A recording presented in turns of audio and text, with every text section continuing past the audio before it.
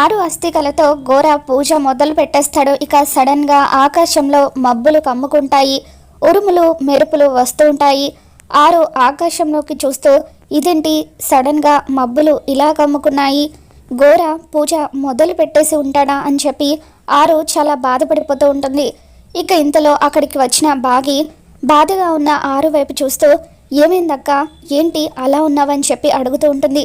దాంతో ఆరు ఏం లేదు మిస్ అమ్మ, పిల్లల్ని జాగ్రత్తగా చూసుకో, ఇంటిని కూడా జాగ్రత్తగా చూసుకో, పిల్లల తల్లిని మైమరిపించేంత ప్రేమగా వాళ్ళని చూసుకో అని చెప్పి ఆరు అంటూ ఉంటుంది.